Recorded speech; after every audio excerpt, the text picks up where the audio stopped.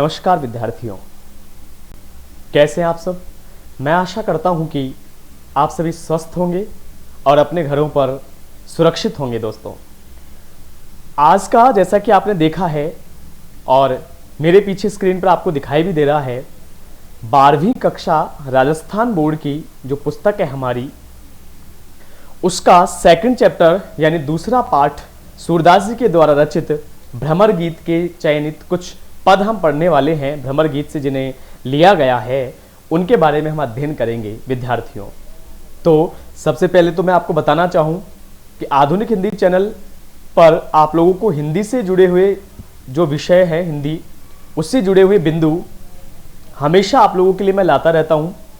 और मैंने प्रयास किया है कि आपके जो अनिवार्य हिंदी और हिंदी साहित्य जो है, चाहे आप 12वीं कक्षा के स्टूडेंट्स हैं या 10th क्लास के स्टूडेंट्स हैं, सभी लेवल की 6 से 12 तक की जो हिंदी है उसको मैं यहाँ कंप्लीट करवाने का प्रयास कर रहा हूँ। और इसी क्रम में आज मैं आपके सामने आपकी पुस्तक सृजन का दूसरा जो पाठ है, भ्रमर गीत से चयनित कुछ पद जो सूरदास जी के द्वारा रचित हैं, उनका अध्ययन करेंगे हम मिलकर। दोस्तों, तो आइए शुरू करते हैं। और शुरू करने से पहले मैं चाहूँगा कि आप अगर नए हैं मेरे चैनल पर तो चैनल को सब्सक्राइब कर लें, पहले बेल आइकन को प्रेस कर लें ताकि आपको आने वाले वीडियोस को नोटिफिकेशन पहले ही मिल जाए, ताकि आप उसे समय पर देख सकें।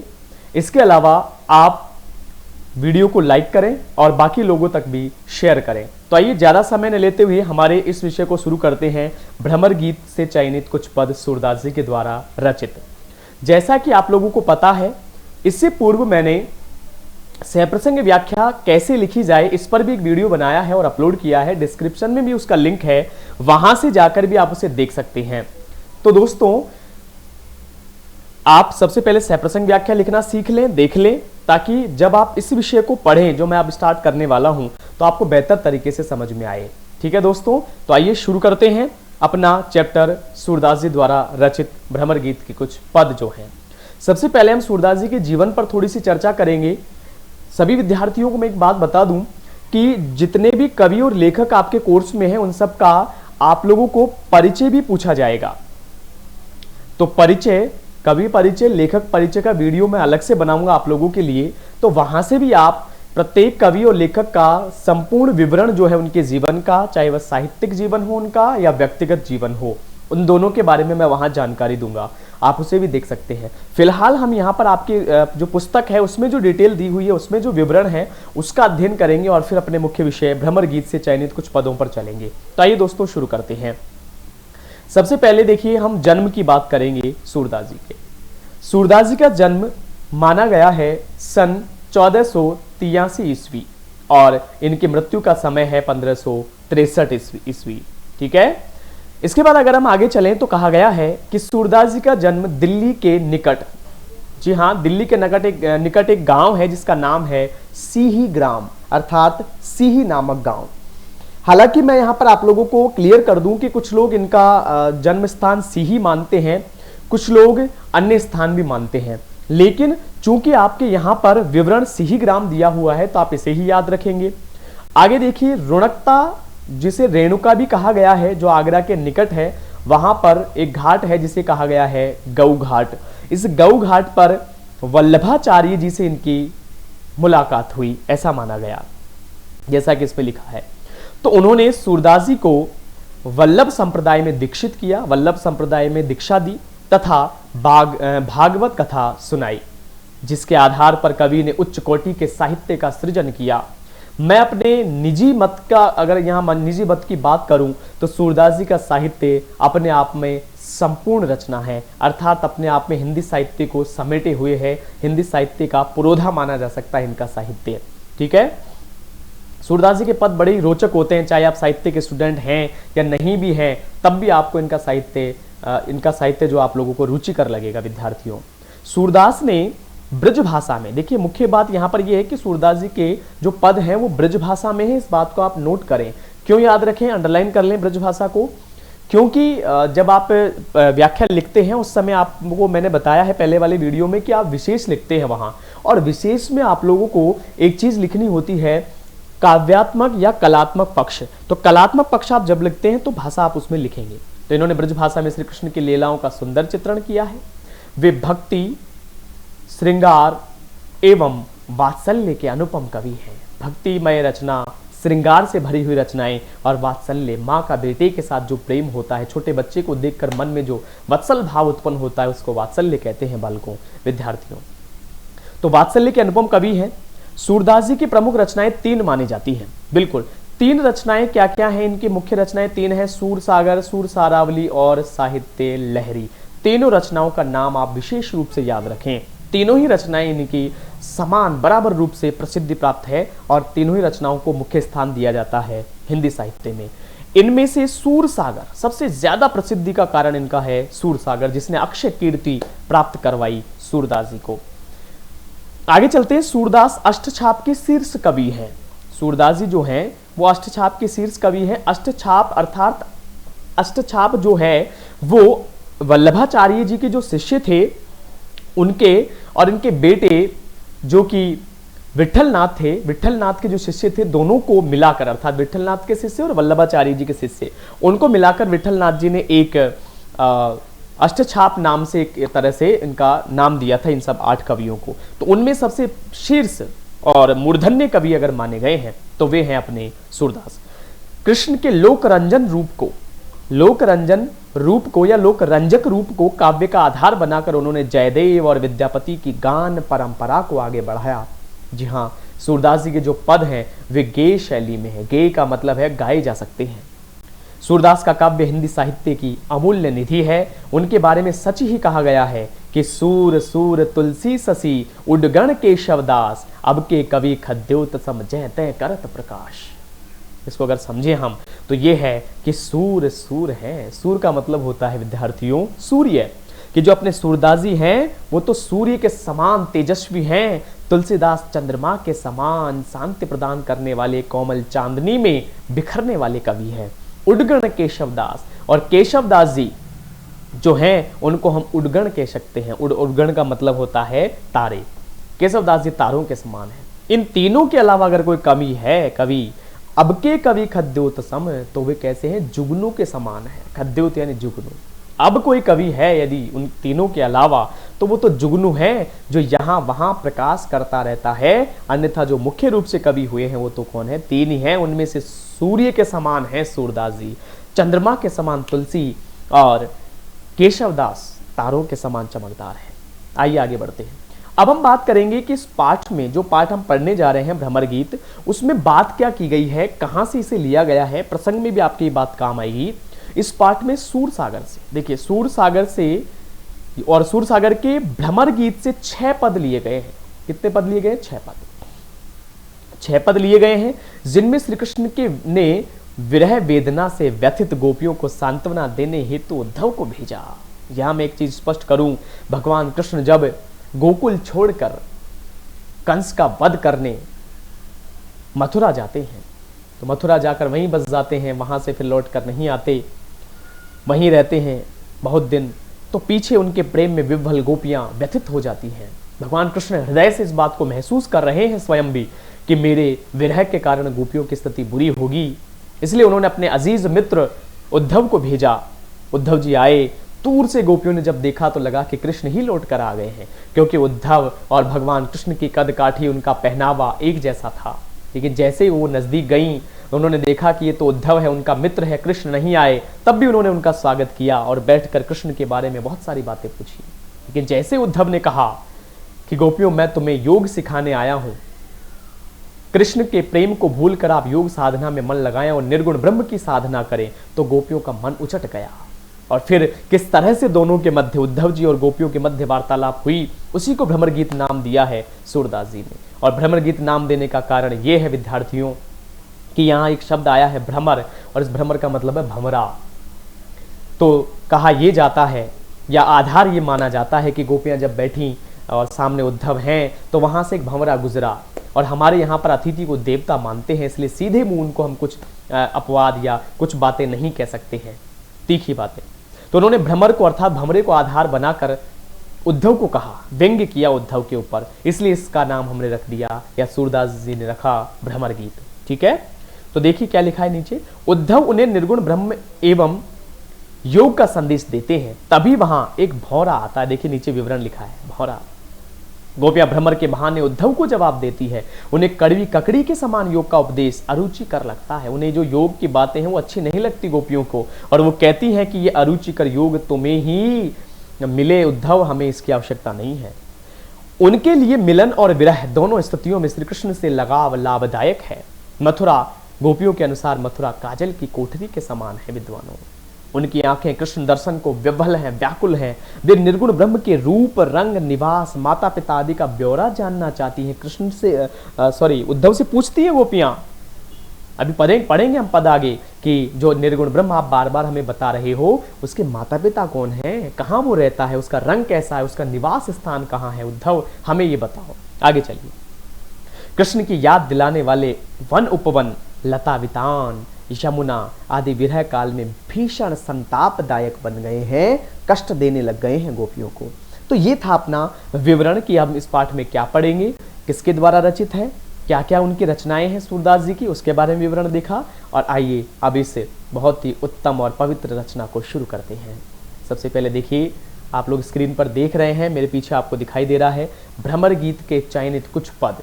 पूरे पद नहीं है, कुछ पद लिए गए हैं यहाँ पर, और पहला पद बड़ा ही अच्छा और सुंदर है। तो आइए सबसे पहले देखिए, हम इस पद का आनंद लेंगे। मैं इसे लयबद्ध तरीके से पढ़ूंगा पूरे पद को, उसके बाद एक एक लाइन को हम क्लियर करेंगे, व्याख्या को, और फिर अगले पदों पर चलेंगे। तो धैर्य के साथ आप बैठ जाएं, आनंद के साथ, और सूरदास जी के द्वारा रचित पदों का आनंद लें विद्यार्थियों। देखिए हमारा पहला पद है कि हमारे हरी हारिल की लकड़ी। कितना अच्छा पद है। हमारे हरी हारिल की लकड़ी, मन बच क्रम नंद नंदन सो, और यह दृढ़ करी पकड़ी। हमारे हरी हारिल की लकड़ी। आगे सुनिए। जागत सोवत सपने सौ तुख, कान कान जकरी। सुनत ही जोग लगत ऐसो, अलिजो करवी ककरी। हमारे हरी हारिल की लकड़ी, सोई व्याधि हमें ले आए। गोपियां कह रही है उद्धव से कि सोई व्याधि हमें ले आए, देख सुनी न करी। यह तो सूर तिन्हें ले दीजे, जिनके मन चकरी।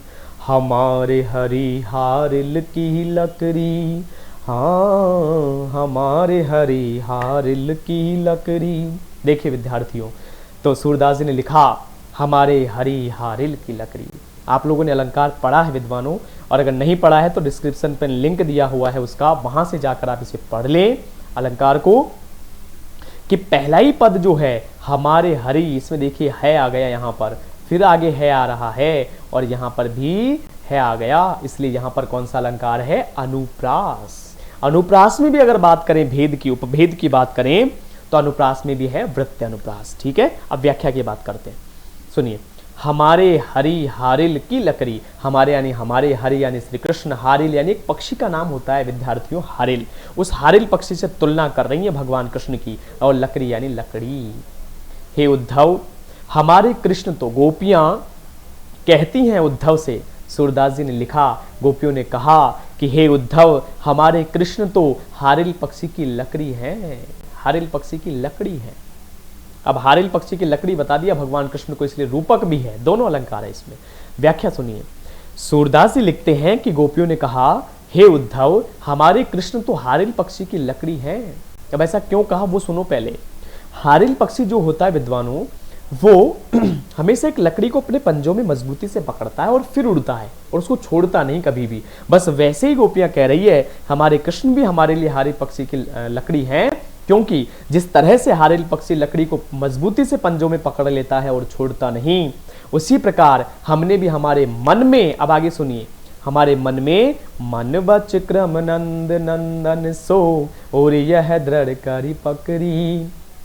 हे उद्धव, उसी प्रकार हमने भी मन वचन कर्म से नंद नंदन सो, नंद के नंदन को अर्थात भगवान श्री कृष्ण को, उर यानी हृदय, भगवान श्री कृष्ण को हृदय में दृढ़ता से पकड़ लिया है। अब हम उन्हें छोड़ नहीं सकती हैं। आगे देखिए। जागत सोवत सपने सौतुक कान कान जकरी। जागते समय, सोते समय, सपने में और सौतुक यानी प्रत्यक्ष रूप में कान कान जकरी, कन्हैया कन्हैया ही पुकारते हैं। जकरी यानी पुकारना। व्याख्या सुनो। हे उद्धव, हम जागते समय, सोते समय, सपने में और प्रत्येक क्षण, सपने में, प्रत्यक्ष रूप में, प्रत्येक क्षण सिर्फ कन्हैया कन्हैया ही पुकारती रहती हैं। हे उद्धव, सिर्फ हम भगवान कृष्ण का ही नाम रटती हैं। सुनता ही जोग लगत ऐसो अली। इसलिए हे उद्धव, अली का मतलब भंवरा। अब भंवरे को लक्ष्य करके कह रही है, लेकिन उसमें व्यंग्य किस पर जा रहा है? उद्धव जी पर। तो अली का मतलब क्या लेंगे हम यहाँ पर? वैसे तो अर्थ भंवरा है, लेकिन उद्धव जी अर्थ लेंगे। तो हे भंवरे अर्थात हे मधुकर, हे उद्धव, सुनते ही जोग लगत ऐसो अली। आपका ये योग सुनते ही हमें ऐसा लगता है जो जैसे कड़वी ककड़ी, जिस प्रकार कोई कड़वी ककड़ी खा ली हो हमने। अर्थात हे उद्धव, आपका यह योग तो कड़वी ककड़ी के समान है। उपमा अलंकार है इसमें। कान कान जकरी, कन्हैया कन्हैया ही पुकारती है। तो कान कान दो बार आया, दोनों बार एक ही अर्थ है, तो पुनरुक्ति प्रकाश अलंकार है। पहले बता चुका हूं आपको। सोई व्याधि हमें ले आए, देखी सुनी न करी। अब देखिए क्या कह रही है गोपियां। सोई यानी वैसी या ऐसी, व्याधि यानी रोग, हमें ले आए, हमारे लिए ले आए हो, देखी यानी देखना, सुनी यानी सुनना, न करी यानी नहीं करना। हे उद्धव, आप तो हमारे लिए ये जो योग लाए हो, ये एक ऐसी व्याधि है जिसको न तो पहले हमने कभी, अर्थात ऐसा रोग है जिसको न तो पहले कभी हमने देखा है, न सुना है, और ना ही ऐसे रोग का कभी उपचार किया है। अब न करी का मतलब आप ये भी ले सकते हैं कि ऐसे रोग का हमने कभी उपचार नहीं किया, न देखा न सुना।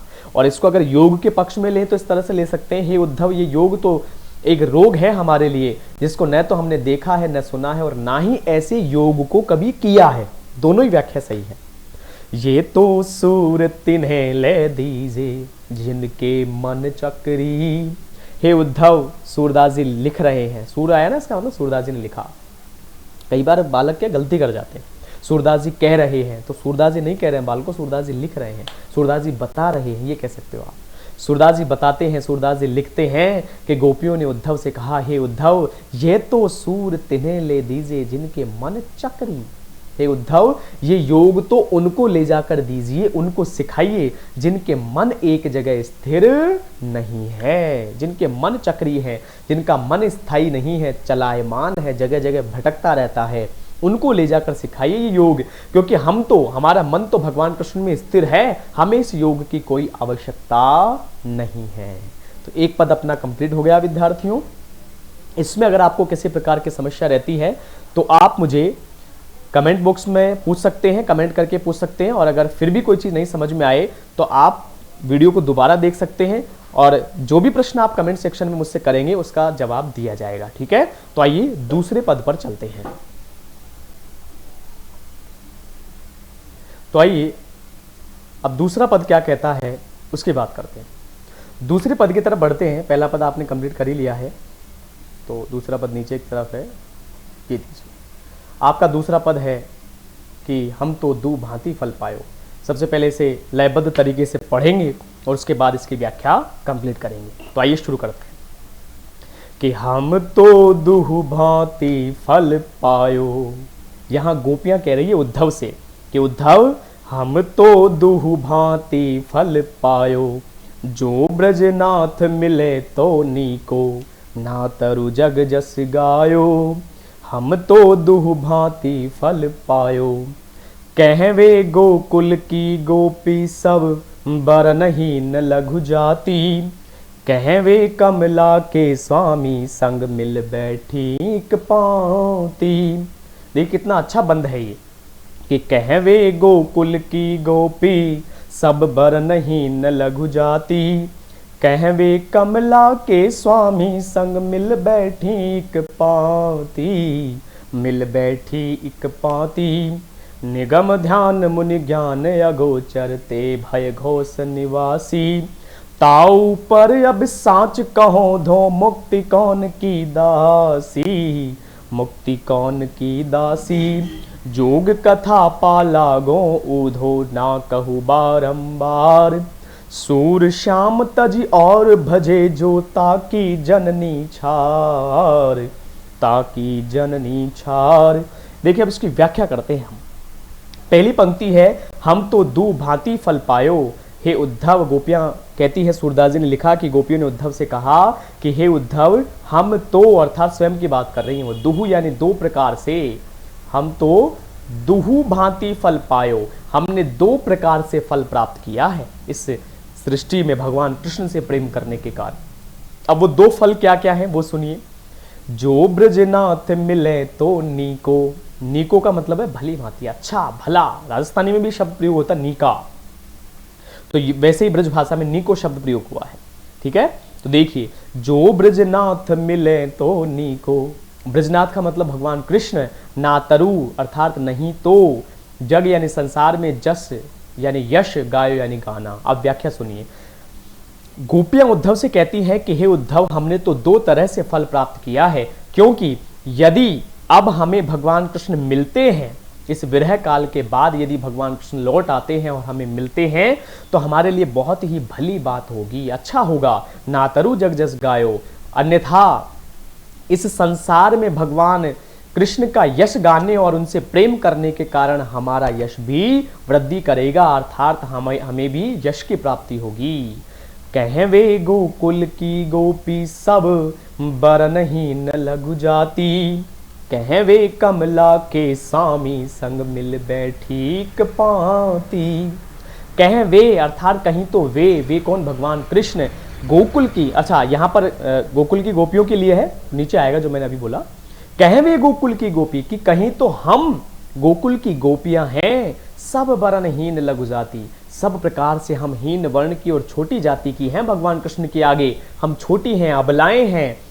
लेकिन फिर भी कहें वे गोकुल के, अच्छा कहें वे कमला के स्वामी संग मिल बैठी पाती, और कहां वे भगवान कृष्ण इस विश्व के अधिष्ठाता लक्ष्मीपति भगवान कृष्ण जो संग मिल बैठी कपाती, जिनके साथ हमें एक पंक्ति में, पंक्ति यानी एक पंक्ति, एक लाइन, तो गोपियां कह रही कि कहीं तो हम गोकुल की गोपियां हैं जो सब प्रकार से छोटी जाति और हीन वर्ण की हैं, और कहां वे भगवान कृष्ण जो लक्ष्मीपति कहलाते हैं, उनके साथ हमें एक पंक्ति में बैठने का मौका मिला। हे उद्धव, इससे बढ़कर हमारे लिए सौभाग्य की बात क्या होगी, अर्थात यही हमारा सबसे बड़ा सौभाग्य है।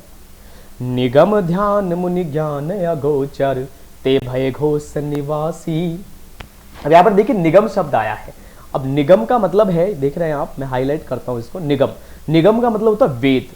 निगम ध्यान मुनि ज्ञान यगोचर, जो निगम अर्थात वेदों के ज्ञान में और मुनियों के ध्यान में भी जानना मुश्किल है जिनको, अर्थात जिन्हें न वेदों में संपूर्ण रूप में बताया जा सका है और ना ही मुनि उन्हें जान पाए हैं, ऐसे अगोचर। अब अगोचर शब्द का मूल मतलब तो होता है जिनको इंद्रियों से नहीं जाना जा सके।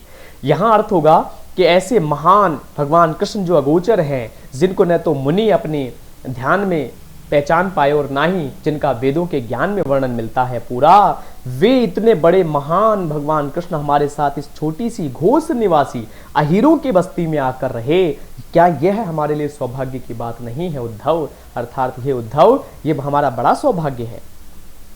ताऊ पर अब साच कहूं धो, मुक्ति कौन की दासी।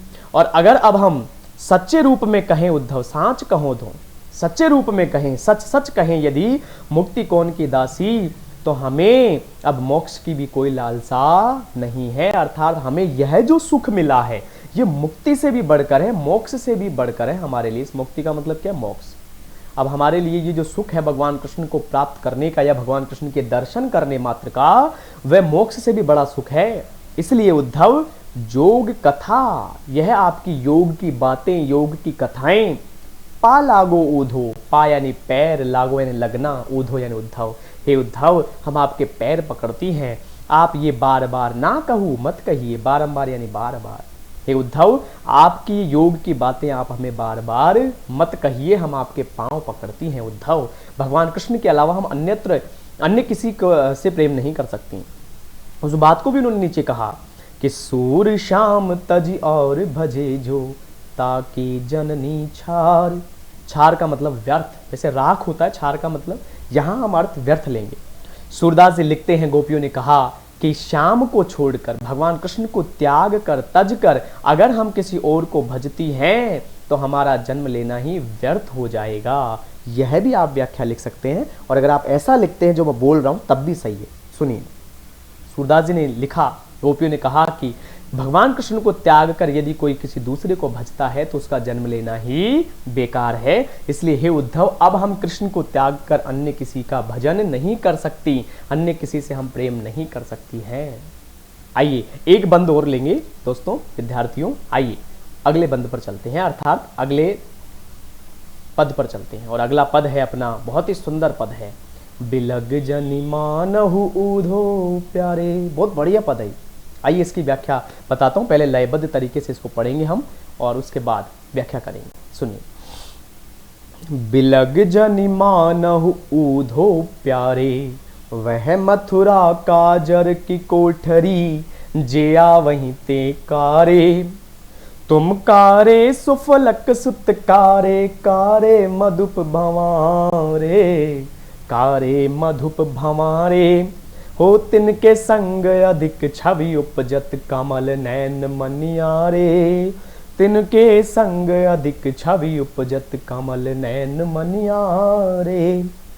आगे देखिए, मानहु नील माट तै काढ़े, ले जमुना जाए पखारे। तागुण श्याम भई कालिंदी, सूर श्याम गुण न्यारे, सूर श्याम गुण न्यारे। बिलग जनि मानहु ऊधो प्यारे, बिलग जनि मानहु ऊधो प्यारे। देखिए व्याख्या सुनिए अब आप। बिलग यानी बुरा, जनि यानी मत, मानहु यानी मानना। देखिए जो जनि शब्द है ना, इस जनि का मतलब होता है मत, जैसे हम मना करते हैं वैसे। मानहु यानी मानना, ऊधो यानी उद्धव, प्यारे यानी प्रिय। हे प्रिय उद्धव जी, गोपियों ने कहा हे प्रिय उद्धव जी, आप बुरा मत मानिएगा, आप बुरा मत मानना, क्योंकि हम आपसे एक बात कह रही है। और क्या बात है कि वह मथुरा काजर की कोठरी, हमें लगता है कि आपकी जो मथुरा नगरी है वो तो काजल की कोठरी है, काजल की कोठरी है, काजल से बनी हुई है। क्यों है? क्योंकि जे आवै ते कारे। हे उद्धव, वहां से जो भी आता है वह काला ही आता है, कोई तन से काला और कोई मन से काला। गोपियों ने ऐसा क्यों कहा? क्योंकि देखिए भगवान कृष्ण सामले हैं, उद्धव जो सामने बैठे हैं वो भी सामले हैं, और जिस भंवरे को लक्ष्य करके गोपियां व्यंग्य कर रही है उद्धव पर, वो भी काला है। इसलिए उन्होंने कहा कि हमें ऐसा लगता है कि वह मथुरा काजल की कोठरी है, काजल की कोठरी है, काजल का कक्ष है, इसलिए वहां से जो भी आता है वो काला ही आता है। अब देखिए मथुरा को काजल की कोठरी बता दिया, यहाँ पर आप देख रहे हैं मथुरा को काजल की कोठरी बता दिया। अब काजल की कोठरी नहीं हो सकती मथुरा, यहाँ पर आरोप किया गया है, तो रूपक अलंकार है, इसमें ध्यान रखें, आप लिख लें। तो अब आगे क्या कह रही है गोपियां, सुनिए कि तुम कारे सुफलक सुत कारे, कारे मधुप भंवारे। तुम कारे, उद्धव तुम भी काले हो। सुफलक सुत कारे, और सुफलक सुत है अक्रूर जी। अक्रूर जी वे जो भगवान कृष्ण को गोकुल से मथुरा लेकर गए, उनकी बात, और उद्धव को भी लेकर आए, संयोग देखिए। इसलिए उन्होंने कहा कि उद्धव तुम भी काले हो, और सुफलक सुत भी, अर्थात जो उद्धव जी जो अक्रूर जी आए थे यहाँ पर कृष्ण को लेने, वो भी काले थे, जो हमें विरहा अवस्था में छोड़कर यहाँ से कृष्ण को लेकर चले गए। और यहाँ जो भंवरे आसपास दिखाई दे रहे हैं उद्धव, वो भी कैसे हैं? काले हैं।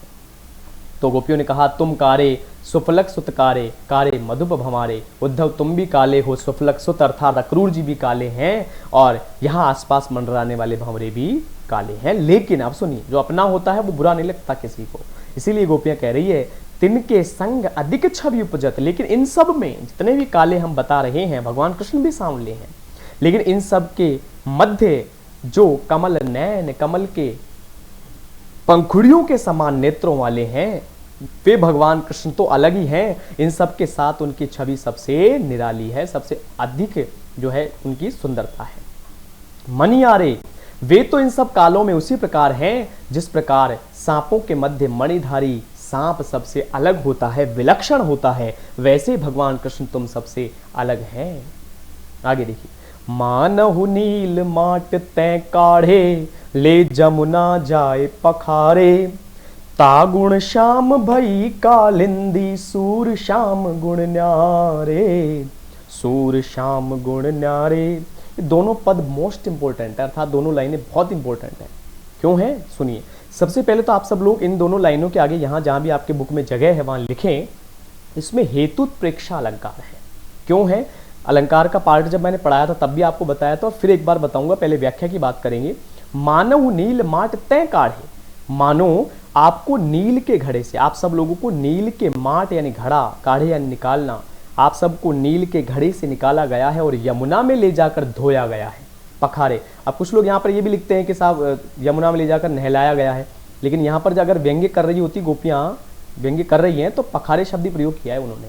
पखारे का मतलब धोना। कि उद्धव आप सभी सांवलों को मानो ऐसा लगता है किसी नील के घड़े से निकाला गया है और यमुना में ले जाकर धोया गया, इसलिए तागुण श्याम भई कालिंदी, और कालिंदी का मतलब है यमुना नदी। ठीक है, इसीलिए कालिंदी बेचारी श्याम हो गई अर्थात सांवली हो गई है। कालिंदी का रंग अर्थात यमुना नदी के जल का रंग कैसा हो गया है? काला हो गया है। सूर श्याम गुण न्यारे, लेकिन सूरदास जी ने लिखा कि गोपियों ने कहा लेकिन भगवान कृष्ण के गुण तो विलक्षण है, न्यारे हैं, क्योंकि भगवान कृष्ण इन सबसे अलग है। अब यहां पर आप देख रहे हैं कि दो यहां पर श्याम शब्द आए, एक तो यहां श्याम शब्द है और एक ये यहां पर श्याम शब्द है। दोनों श्याम शब्दों का जो अर्थ है वो अलग अलग है। दोनों श्याम शब्दों का अर्थ कैसे अलग अलग है देखिए, जैसे एक श्याम शब्द था ये, इसका मतलब हम ले रहे थे यहां पर काला, काले रंग के लिए प्रयुक्त किया हमने इसको, और इस श्याम का मतलब क्या ले रहे हैं? इस श्याम का मतलब हम ले रहे हैं भगवान कृष्ण के लिए। मैंने आपको बताया था जहां पर दो शब्द आए, एक जैसे हो, समान शब्द हो, लेकिन अर्थ अलग अलग हो, वहां पर यमक अलंकार होता है विद्यार्थियों। तो यहां पर कौन सा अलंकार होगा? यमक अलंकार। आप लिख लें।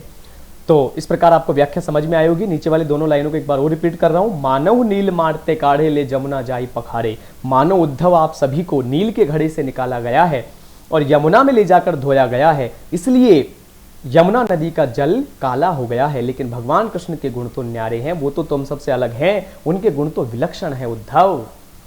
अब सुनिए, तो इस तरह से हमने व्याख्या कंप्लीट की। लगभग 3 पद हमने पढ़े। इसके आगे कुछ पद और हैं, जैसे अगला पद है अखिया हर दर्शन की भूखी, फिर है निर्गुण कौन देश को बासी, और इसके बाद एक पद है बिन गोपाल बैरिन भई कुंजे। ठीक है, 3 पद इसके बाद में और हैं, और रुकिए, हाँ, इन तीनों पदों को मैं अगले वीडियो में कंप्लीट करवाऊंगा। होने को तो इस वीडियो में भी ये कंप्लीट हो सकते हैं, लेकिन विद्यार्थियों मैं ये मानता हूं कि एक साथ पूरी चीजें पढ़ाना शायद आप लोगों के लिए सही नहीं रहेगा, क्योंकि आप सब लोग इनको 3 पदों को पढ़ चुके हैं, तो इनको एक बार रिपीट करें दोबारा वीडियो देखकर, या जैसे भी आपको सुविधा हो। आपको समझ में आ गया तो कोई दिक्कत नहीं है।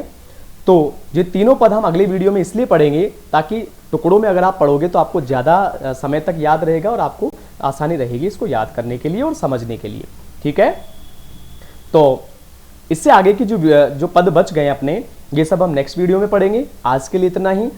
वीडियो को लाइक करें, शेयर करें और सब्सक्राइब करें हमारे चैनल आधुनिक हिंदी को, इसी प्रकार के आपके सिलेबस से रिलेटेड और हिंदी से जुड़े हुए सभी वीडियोस देखने के लिए।